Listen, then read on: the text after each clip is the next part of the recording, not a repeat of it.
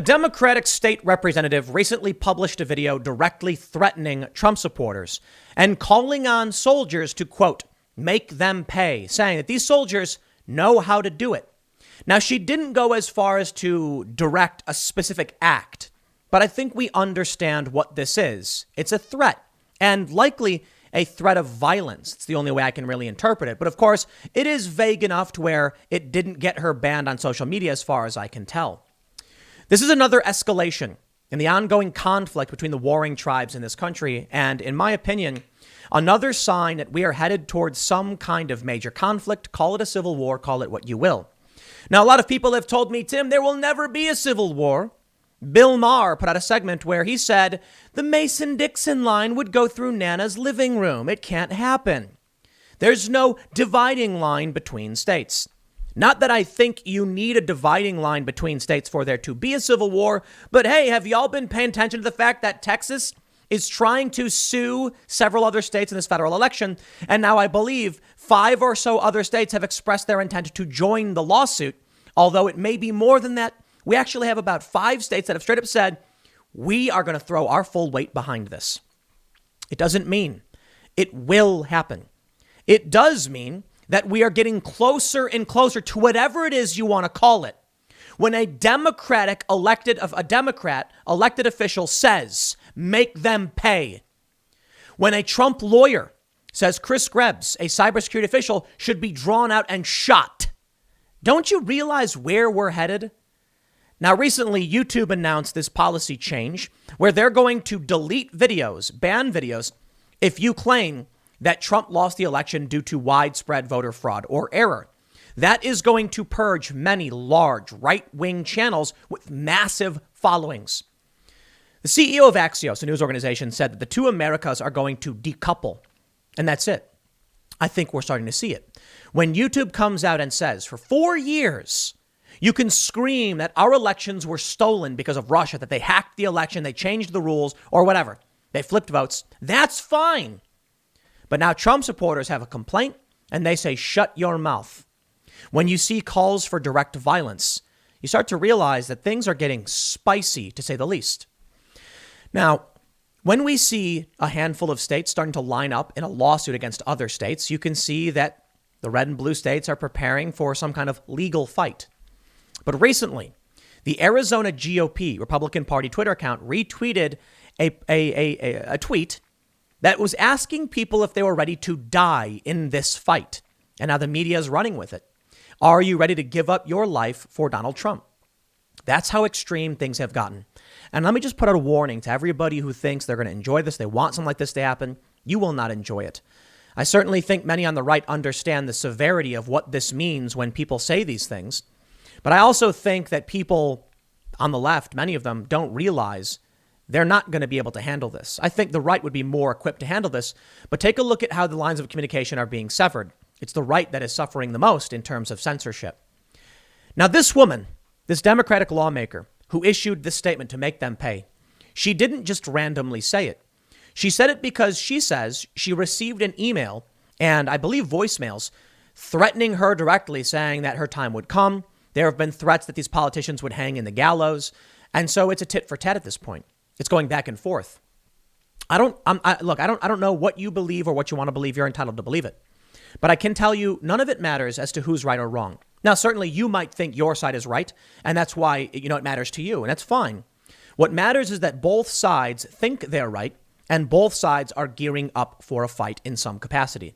I don't know if it just ends here, and maybe it does, but let me just say this before we get into everything, and I'm going to go through a lot of stuff. 2 years ago, when I said I felt like we were heading towards a civil war, people said that's ridiculous. It's just Antifa fighting the Proud Boys.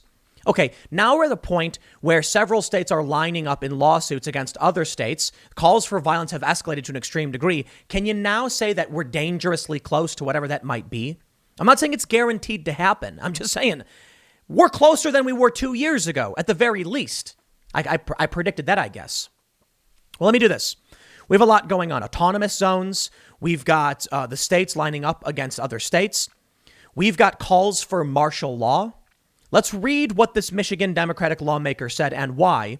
And then I'm going to show you just how serious things are getting. Before we get started, Head over to timcast.com/donate if you'd like to support my work. There are many ways you can give. Got a P.O. box. You want to send me some stuff. But the best thing you can do is share this video. Let people know what's going on. Maybe you think that you agree with what I'm saying, or at least you think people should hear an opposing opinion. Please consider sharing this video to support the channel. Don't forget to like, subscribe, hit that notification bell. Let's read the first story. Michigan Democratic lawmaker threatens Trump supporters. Make them pay. From sarahcarter.com. A Detroit, Michigan lawmaker appeared to threaten supporters of President Donald Trump during a Tuesday live stream, coming after she published a series of racist voicemails she had received, with people calling her things such as the N-word and some saying she should be lynched. In the 38-second video clip from a Facebook Live session, State Rep Cynthia Johnson urges her supporters, whom she referred to as soldiers, to make them pay, and them, referring to Trump supporters, saying, quote, "So this is just a warning to you Trumpers. Be careful. Walk lightly. We ain't playing with you. Enough of the shenanigans. Enough is enough. And for those of you who are soldiers, you know how to do it. Do it right. Be in order. Make them pay." In the video, she also said, "I wish I could be talking to y'all in a private room because I wish I could, but we're public." So Johnson has yet to publicly address her remarks. I do believe she issued a statement later saying she was talking about soldiers of Christ and talking about a more religious, connotation in her statement. I'm not entirely convinced that's what she meant. Now, as to the voicemails she published of people saying horrifying and awful things to her, I absolutely condemn all of that. And I think all of us should. That's abhorrent and ridiculous. And that's why she said what she said. I don't think she should have said it. This shows you the problem of escalation because people refuse to back down. She gets voicemails saying horrible things. So she says Trumpers. She redirects the anger from a small handful of people towards everyone. And that's what one thing I want to make sure people don't do with this. This is one lady. This is one state Democrat who is saying this. It doesn't mean all Democrats. But again, I'm not here to say that either side is right or wrong. I'm here to point out both sides, whether you think you're right or wrong is not the point, feel adamant that they are, and they're refusing to back down, and they're calling out those who would threaten them. When a Democratic state lawmaker says Trumpers and points her threat at every Trump supporter, I'm not going to be surprised when they respond and say, this is the Democratic Party. This is an individual who represents them. She needs to resign or be booted. Otherwise, it absolutely does represent the rest of the party. I don't think what she saw represented Trump supporters, but she went after him anyway. And I don't think what she's saying represents all of the Democratic Party. But I don't know how you stop the sentiment, right? When people feel like they're being targeted, they're going to respond in kind. Take a look at this story from CNN. Trump attorney issues call for violence against truth-telling former election cybersecurity official. Now, I'm not interested at all in CNN's silly framing. Truth-telling? Are you kidding me? This is part of the problem. CNN very clearly is a part of an ideological tribe, the truth-telling former official. Sure. Now, let's read what happened. And of course, I condemn these threats as well. An attorney for the Trump campaign on Monday issued a call for violence against Chris Krebs, a former cybersecurity official who was unceremoniously ousted from his post by Donald Trump after he rejected the president's unfounded claims of widespread voter fraud. Joe DiGenova, the attorney for Trump's campaign, said during an appearance on the Howie Carr show, quote, "Anybody who thinks the election went well, like that idiot Krebs, who used to be the head of cybersecurity, that guy is a Class A moron. He should be drawn and quartered, taken out at dawn, and shot." A day later, DiGenova tried to walk back his remarks by portraying them as a joke. For anyone listening to the Howie Carr show, it was obvious that my remarks were sarcastic and made in jest. I, of course, wish Mr. Krebs no harm. This was hyperbole in a political discourse, DiGenova said Tuesday in a statement distributed by the Trump campaign. Of course, that's what we often hear. Someone will say something and they'll say, I didn't mean it like that. That's fine. Maybe he's being honest. Okay, maybe everything's fine. Nothing's getting bad. Or maybe, just like this Democratic state lawmaker who tried walking it back, saying, no, I just meant soldiers of Christ. People are going to hear you say these things, and people are going to listen. Now, I'm not saying it's his fault if someone goes and does something, because he didn't say, go do it. That lady in Michigan literally said, make them pay. It's a call to action. But the escalation, it exists. This is a crazy story right here. Arizona GOP asks followers if they're willing to die in effort to overturn election results.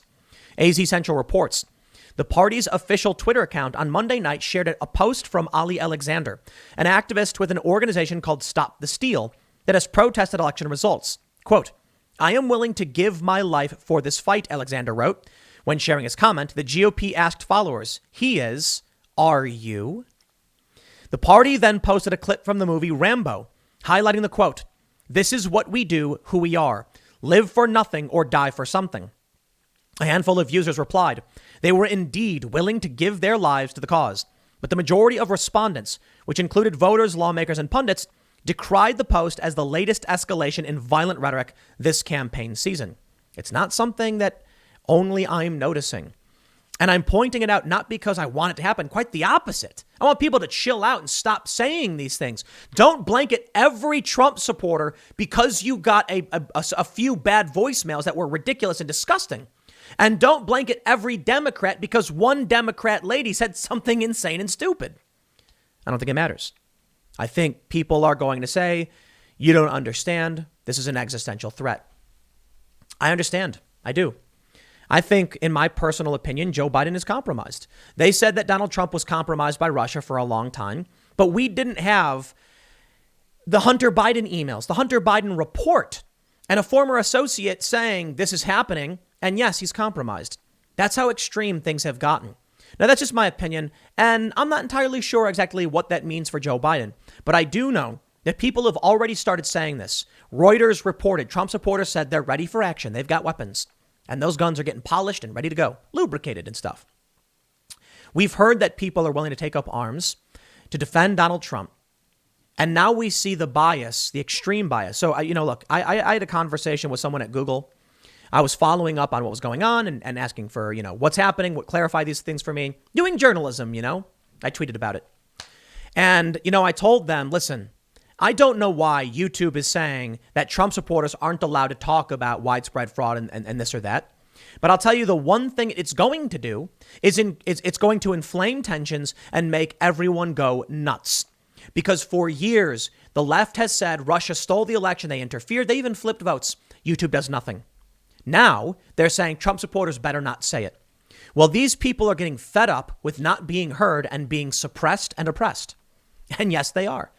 And they're going to snap, especially when you see things like this. Of course, they're going to say that they're willing to die for this fight.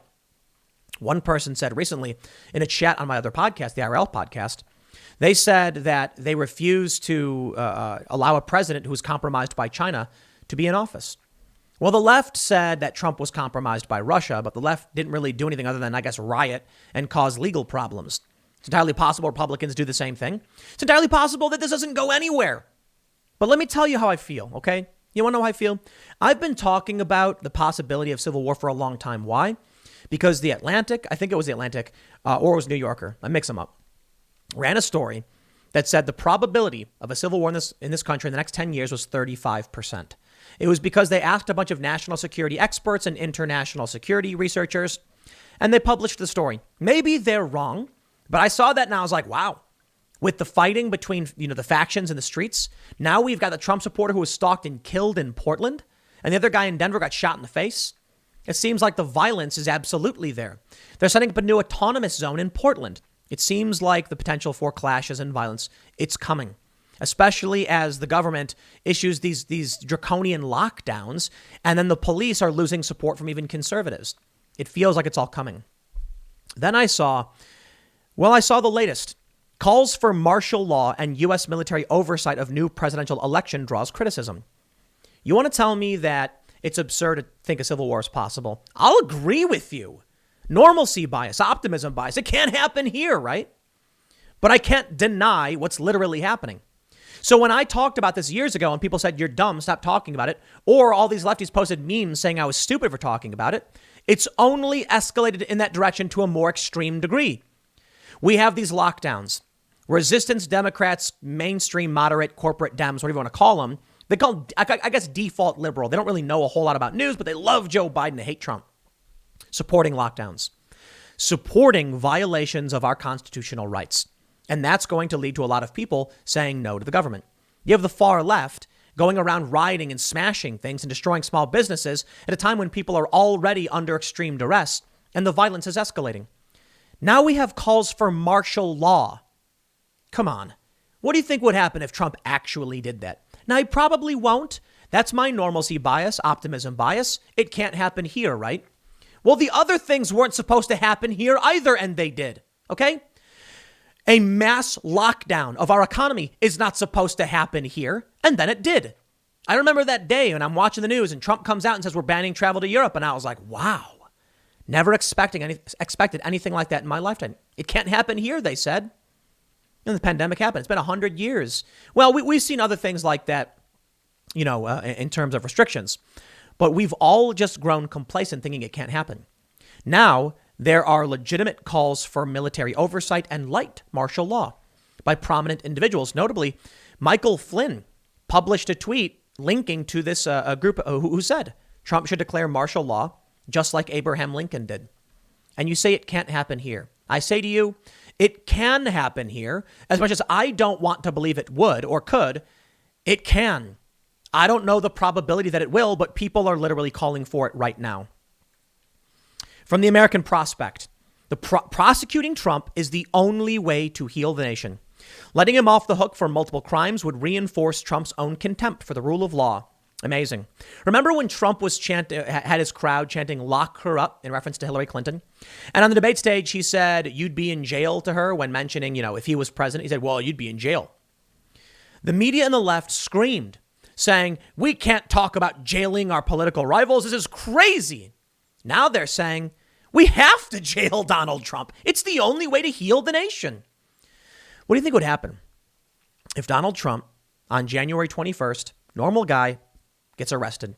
Some state attorneys general start prosecuting, making claims because they have Trump derangement syndrome, and they arrest Donald Trump. It's the only way to heal the nation, of course. Do you think Trump supporters are going to sit back and be like, well, he's our favorite guy who fought for us, but we're going to do nothing? Or do you think people are going to snap and lose it?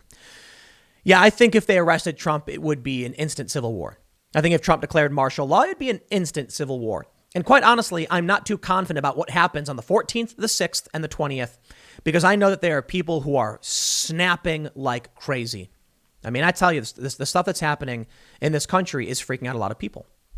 Now, it could be we are hyper political, but I don't think that's disqualifying. We have a state rep, a Democrat, saying, make them pay. We have this Trump lawyer saying, drawn and quartered, dragged out and shot. We have states lining up against each other. Mississippi joins Texas election lawsuit from WTOK.com, a NewsGuard certified local news outlet with a 92.5 out of 100 score, definitively saying that Mississippi has joined the Texas election lawsuit.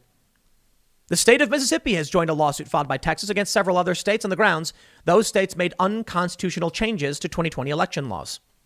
I'm sure you know most of the story for the most part. We also have Alabama and Louisiana. Arkansas has also issued a statement. And I believe many other states, South Carolina, South Dakota. What am I forgetting? I think Mississippi as well have issued statements in support. Now, I believe this local news outlet is incorrect. I don't think Mississippi has joined the lawsuit because right now Texas has requested leave, meaning they want permission to file this claim. Supreme Court could say no outright. Let me tell you what happens. In just my opinion, there's a few parent tree possibilities before we can look at all the other variables. Supreme Court says no. Conservatives roll over and say, oh, well. Or with 8 states expressing discontent, Supreme Court says, no, we won't listen to you. And then all of these Trump supporting conservatives say, we've seen the evidence. We are angry. Our voice is not being heard. And the Supreme Court is refusing to even listen to us. Enough. And they snap. Or maybe the Supreme Court does take the case, hears them out, and then says, we don't think the merits warrant overturning the election. I think that's the safest way out of all of this, because then Trump supporters say, our voice was heard. We just didn't win in the courts. They'll still be angry. Tensions will still be high, but at least they were listened to. It's also possible the Supreme Court takes the case, says, you know what, you're right, overturns it in favor of Trump, and then the left erupts into absolute psychosis. And then I think we're headed towards, we're headed to this direction that ultimately results in, I guess, some kind of conflict or civil war. What you got to understand about all this civil war talk is that killing people is not the most effective way of winning a war. It's not. YouTube banning the ability of people to say that widespread voter fraud, altered the outcome, banning the speech eliminates the idea in the long run. That's why the left opposes free speech. They're fighting a war. Conservatives are just defending themselves. It's the easiest way to put it. Think about it. If you're in an information war and the best way to gain control of resources, a country, a government, the world, is by manipulating people into believing what you want, free speech is a problem. YouTube restricts that speech to the best of their abilities, and so does many other social media platforms.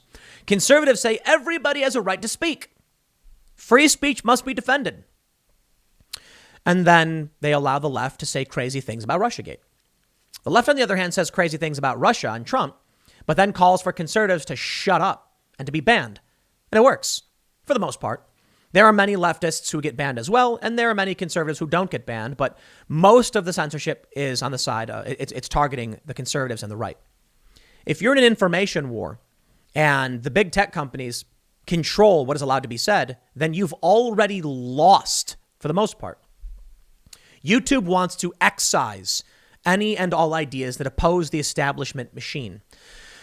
The international players and compromised individuals like Joe Biden, whose son was Joe Biden flew to China, government property, for his son's private equity deal with China. I don't see how that's allowed. That's absolutely insane to me. But it happened. And now that person is on track to be president. Trump supporters reject this, and they're being systematically and slowly excised from the conversation. But I'll tell you the one thing that I think results in possibly things calming down. Conservatives are frogs in a pot being boiled. If YouTube came out all at once, Facebook, Twitter, and absolutely censored and banned anybody talking about Trump and Trump winning and all the hot prominent Trump supporters and even channels like mine, people would snap. It would be a revolt. But they've done it ever so slowly. A couple of years ago, I think it was a couple of years ago, right? Where they banned people like Paul Joseph Watson from Facebook and people like Alex Jones from YouTube to slowly get rid of these people, but just enough to where people would complain, but not really do anything else. Now they say they've banned 8,000 more channels this year. They've just enacted new rules.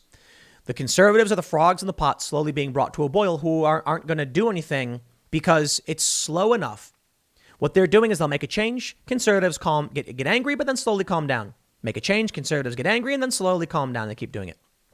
Today was serious with YouTube's rules against anybody who dares speak up about the election. But is it enough to ignite fervor? No, people will complain about it. Then they'll slowly get accustomed to it, and then they'll give up. And that's what's happening. So it's entirely possible all of this just gets washed away as people finally lay down and say, I'm not mad anymore. I give up. There's one reason to believe that's not going to happen. And it's this: the Donald win. You see, Republicans, I think, are being pushed too hard. Trump supporters are being pushed too hard. And so they're not effectively boiling the frogs. More importantly, the frogs are in the pot watching you turn the knob and increase the heat, and they're getting angrier and angrier about it. The Donald.win is what I'm referring to. It's a website where Trump supporters are able to gather and express their ideas and make sure these ideas do not get censored. You also have BitChute, Minds.com, and places where people can express ideas without censorship. This means that in the battle for ideas, fifth generational warfare, we're not going to see people killing each other in the streets for the most part. We're going to see people trying to fight over control of infrastructure and information, financial institutions, etc. Well, the establishment controls many of these. The left controls the cultural institutions for the most part. But now we can see the Donald.win on Alexa.com is ranked 475 in the United States. Of course, not the biggest website in the country. I think websites like Reddit are infinitely more influential. Reddit, I think, is ranked like number 20 or so. And it's almost exclusively leftist. They banned the Donald 4 months after the Donald left for BS reasons. Now, there's still r/conservative and r/Trump that try to be like the Donald, but they're nowhere near as influential. The Donald is creating a space where the ideas will not be stopped. And they are absolutely saying that, widespread fraud exists and all of these and things like it. The reason why this is significant, if the Trump supporters have an organizing base and they're sharing a shared narrative and they believe it, then the censorship on the left cannot stop them, and the propaganda and censorship will be ineffective. Trump supporters can share ideas among themselves using alternative platforms, and they are. And I think it's going to work out very well for them. I don't know what the best thing for this country would be is. I'm sure many in the establishment and the left think what the most appropriate action would be silence these people, shut them down so that they can't effectively organize or communicate. And then in a year, 2 years, 3 years, you have a mainstream establishment and acceptable conservative movement. But that's what they've been doing. They've been slowly eroding the right, calling conservatives far right, then centrists conservative, and the wheel keeps spinning. The Overton window keeps shifting. It's not about who's right, who's wrong. It's about the fact that there are two factions, the left and the right. The Trump supporters are not far right. They're not fringe right. They're just conservatives. But the left is trying to excise them to pull the Overton window to the far left as much as possible. Now, in the left bubble, they're claiming the opposite is true, but it's not. It really isn't. I'm very clearly, by traditional standards in this country, left-leaning on many issues. Yet they say I'm right-wing or even trying to accuse me of being far right in some scientific studies, or I shouldn't say scientific, but research studies. Clearly makes no sense. Not true. But that's what's happening. They're pulling the Overton window as far left as possible and then trying to compare the U.S. to Europe. I don't think people will just lay down and accept it. So let me put it this way.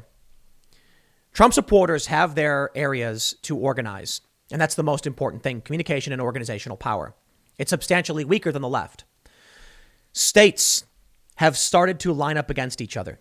It doesn't mean they'll continue. It doesn't mean it'll escalate to 25 on 25 states. It could be 20 states versus 30. It could be 8 states versus 4. But this is the biggest escalation we have seen in the past several years. If I were to tell you in 2018, when I said I fear there's a good possibility of civil war in this country, that in 2 years, 8 states would be filing a lawsuit to challenge the election results to help Trump win, people would say, get out of here. That's never going to happen. Nobody would believe that. 8 states would file federal lawsuits to the Supreme Court saying they want the election overturned. Never going to happen. That's ridiculous. Here we are. We're entering that place right now. Again, Trump has filed for leave, meaning permission, and other states have supported this, but we're not at the point where the lawsuit's actually been filed. It's just been docketed. We'll see how it plays out. What if I told you that 2 years ago, I said, in 2020, there will be a handful of states issuing support for a lawsuit, and the Supreme Court will shoot them down and say we refuse to hear this, while 74 million people claim that there was a fraud in the election. Or that polls came out showing that 80+% of Republicans believe fraud affected the outcome of the election, and 30% of Democrats believe the same thing. You'd say, get out of here. No way. It sounds like Russiagate nonsense. Sure. But it happened. Maybe because of Russiagate, people would say, yeah, I certainly can believe it. If Trump loses, they're going to claim all of this crazy stuff. But do you ever think we would see the states stepping up and filing these suits themselves? You know, in Portland during the Antifa stuff, the 100+ days of rioting, the attorney general in Oregon sued the federal government to reject their ability to enforce the law. And I said, this sounds like how the Civil War starts. One state defying the federal government and many other states joining in. Well, now the right is doing the same thing. It's not the first time the states have challenged federal authority. And the last time was only, 4 or 5 months ago? It could all end here. That's what I'm saying. I have no idea. What bothers me, though, is it seems to be escalating. Maybe this will be the end of it. Maybe, I thought it could have ended a while ago, but it's just getting worse. I know, cue the memes. Tim Pool talks about potential for civil war, but let me just stress as I wrap this up. 5th generational warfare, okay? Just Google it, look it up. I've talked about it before. It means that it is more effective to manipulate people to control them through propaganda than it is to actually force them at gunpoint. In the information age, war is based on what people think, what they're allowed to think, and what they know. And I feel like we're going through that right now. And it's not just civil war. It's almost World War III. Fighting for control and influence using ideas and propaganda. It's better than chemical weapons and getting shot. I'll say that. But we're in it. We're absolutely in it. There absolutely is a fight for control. People are going to prison. Donald Trump got elected, and then they went after him with these ridiculous claims of Russia and then arrested a bunch of the people who worked for him to destroy his chance at being president. It's happening. Okay. Hopefully that's all it is, but I don't think that's all it will be. I'll leave it there. Stick around for the next show coming up for the Timcast IRL podcast tonight at 8 p.m. We'll be live, youtube.com/TimCastIRL. I'll be talking with a progressive a political candidate, and it'll be an interesting conversation. So again, youtube.com/TimCastIRL. Maybe some of this stuff will come up. Thanks for hanging out, and I will see you all tonight at 8 p.m.